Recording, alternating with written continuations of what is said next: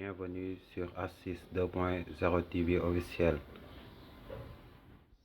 Astuce 2.0 TV est une chaîne YouTube qui partage des vidéos, divertissements, tutoriels top 5 et 10. Astuce, merci de vous abonner et activer la cloche de notification pour ne pas rater les prochaines vidéos. Salut tout le monde et bienvenue sur ma chaîne. Je suis contente de vous retrouver encore aujourd'hui pour une nouvelle vidéo. Aujourd'hui, je voulais parler un peu des cheveux blancs. Généralement, quand on entend parler des cheveux blancs, on pense directement à la vieillesse. On a été habitué à ce que les personnes ayant des cheveux blancs soient des personnes d'un certain âge. Et c'est vrai parce que généralement, les cheveux blancs sont plus présents chez les personnes âgées. Cependant, on se rend aussi compte qu'il y a certaines personnes de la vingtaine qui se retrouvent avec des cheveux blancs. Même si ces personnes ne se retrouvent pas avec des cheveux blancs sur toute la tête, on constate que ces personnes ont quelques tiges de cheveux qui ont une couleur blanchâtre ou grise. Normalement, l'âge moyen pour avoir les cheveux blancs est de 34 ans. Généralement, la tranche d'âge dans laquelle on se retrouve à avoir les cheveux blancs est de 30 à 40 ans. Maintenant, quand tu te retrouves dans la vingtaine à avoir les cheveux blancs, qu'est-ce que c'est? Est-ce que c'est, comme souvent on dit chez nous en Afrique, un signe de richesse? Est-ce que ça signifie que tu seras très riche, que tu auras beaucoup d'argent, un signe de prospérité? Est-ce que c'est dû à une ménopause précoce? Est-ce que c'est de la sorcellerie? Qu'est-ce que c'est? Qu'est-ce que ça signifie d'avoir les cheveux blancs quand on est jeune? Bon, déjà, il faut enlever déjà de la tête l'idée selon laquelle les cheveux blancs sont liés à une quelconque raison superficielle. Sorcellerie, richesse, prospérité, tout ça, ça n'a rien à voir. Les cheveux blancs s'expliquent par des raisons scientifiques. L'une des causes qui peut justifier le fait qu'on ait les cheveux blancs, c'est notre système de défense immunitaire. En fait, notre corps, notre organisme est exposé tous les jours à des bactéries, à des virus. Notre organisme est sur un champ de bataille tous les jours avec plusieurs choses avec lesquelles on entre en contact. Ça peut passer par l'alimentation, ça peut passer par la pollution, tout ce qui peut nous faire en sorte qu'on soit en contact avec les bactéries. Et donc, les cellules qui se sentent menacées dans notre organisme projettent des interférons qui vont aller contacter d'autres cellules pour leur signaler que, ok, voilà, il y a telle bactérie, il y a tel virus qui est en train de vouloir nous attaquer. Et ces interférons ont un impact négatif sur les mélanocytes. Les mélanocytes sont des cellules qui sont présentes dans notre bulbe pileux et qui permettent de créer la mélanine qui est responsable de la couleur de cheveux qu'on a. Et donc, je parlais tout à l'heure des interférons qui sont des signaux que envoient les cellules qui sont attaquées de notre organisme à d'autres cellules pour leur dire, bon, protégez-vous, préparez-vous, on doit se défendre. Et ces interférons, donc, ont, comme je disais, un impact négatif sur les mélanocytes et ce qui entraîne donc une diminution de la production de pigmentation. Donc ça veut dire que nos cheveux, quand ils sont en contact, quand notre organisme est en contact avec les interférons, la pigmentation diminue et on peut se retrouver à avoir quelques parties de la tête, quelques tiges de cheveux qui ont une couleur grise ou blanche. Ça, c'est la première raison. Une autre cause qui peut expliquer aussi le fait qu'on se retrouve avec des cheveux gris ou blancs, ce sont les maladies auto-immunes comme le vitiligo ou encore l'alopécie. Ce sont des maladies qui attaquent la peau et les cheveux. Quand vous voyez par exemple les personnes qui ont le vitiligo, ce sont des personnes qui ont deux couleurs de peau différentes et ça se manifeste aussi sur les cheveux. Ils n'ont pas une couleur de peau et de cheveux uniformes comme nous. Un autre facteur, c'est la cigarette. On connaît tous les effets, je veux dire les dégâts que la cigarette peut causer sur notre organisme. Donc voilà, parmi tous ces dégâts, il y a le fait que la cigarette puisse changer la couleur de nos cheveux. Si tu es une personne qui fume beaucoup, tu te rendras peut-être compte que quand tu regardes tes cheveux, même si ce n'est pas sur toute la surface de ta tête, tu vas te rendre compte que tu as quelques tiges de cheveux blancs sur la tête. En plus, on a aussi la nutrition. Comme je le dis souvent, la nutrition est très importante. On ne peut pas parler de beauté de la peau et de beauté des cheveux sans considérer ce qu'on met tous les jours dans notre organisme. Il ne faut pas dissocier ça.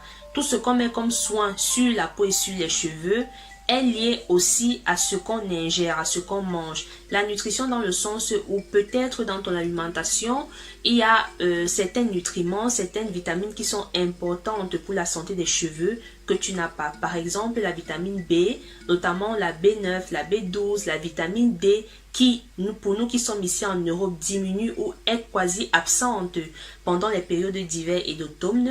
On a le calcium, on a le fer qui est un élément très important pour un cheveu sain et fort. On a le zinc. On a aussi l'oméga 3 qui est aussi une substance qui est hyper importante pour les cheveux et qui est contenue dans certains acides gras.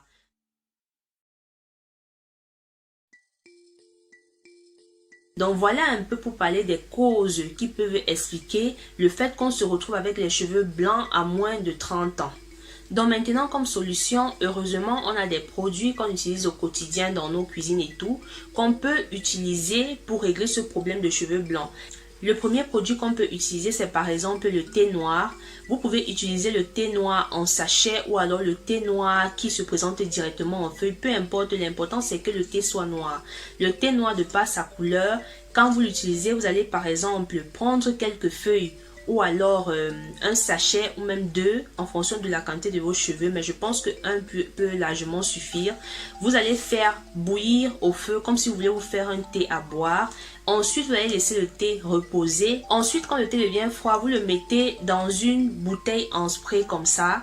Et vous pouvez l'utiliser comme eau de rinçage à la fin de vos soins capillaires, après avoir fait votre shampoing. C'est mieux de le faire après parce que là, l'effet du thé va mieux agir. Parce que si tu le fais avant, tu vas aller utiliser le shampoing et en fonction du shampoing que tu utilises, ça peut encore décaper et ça va enlever. Ça sera en fait un travail inutile que tu as fait. Donc moi, je recommande de le faire après le shampoing, comme soin final, comme eau de rinçage, comme j'ai dit, et laisser sur tes cheveux. Le thé, heureusement, c'est un produit qui n'a pas une odeur désagréable, donc tu peux le faire régulièrement. Donc moi, voilà le thé que j'utilise.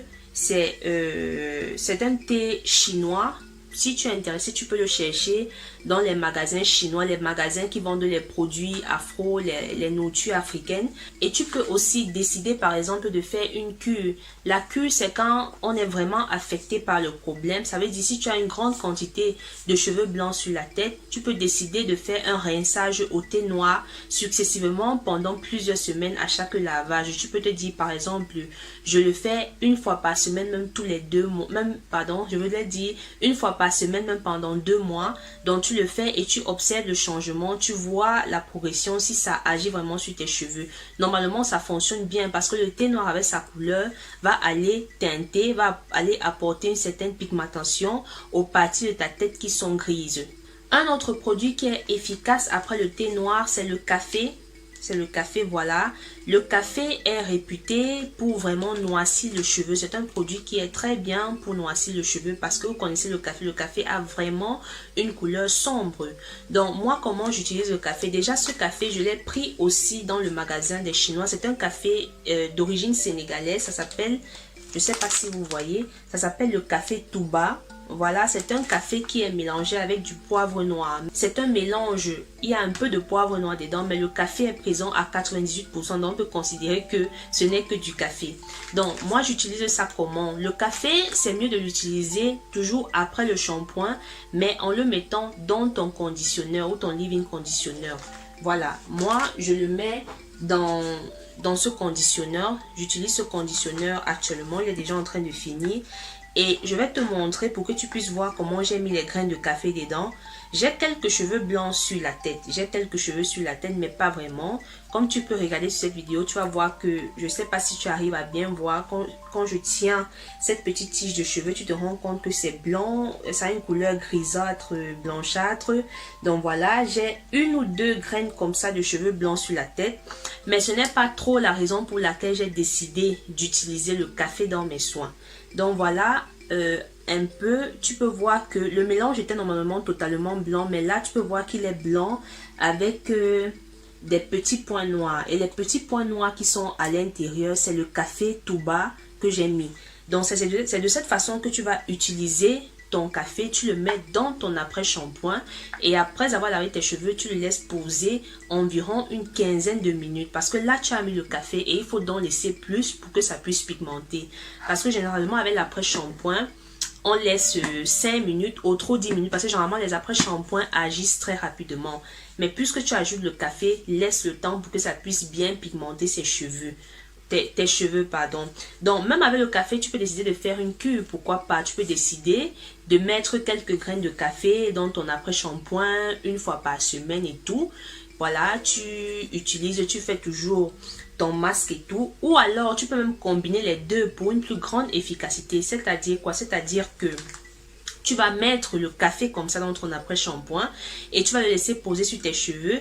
Et après, quand tu le rinces, tu appliques aussi le thé dont j'ai parlé tout à l'heure. Donc, ça fait un effet vraiment plus efficace. Voilà. Donc, c'est un soin 2 en 1 qui va pigmenter plus rapidement tes cheveux. Donc c'est tout pour cette vidéo. J'espère que cette vidéo t'a intéressé. Laisse-moi en commentaire les superstitions, tout ce que tu as entendu sur les cheveux blancs. Nous sommes africains et on sait qu'on est champion dans les superstitions. Donc laisse-moi en commentaire. J'aimerais bien savoir tout ce que tu as entendu dire. Et sur ce, je te donne rendez-vous dans mes prochaines vidéos.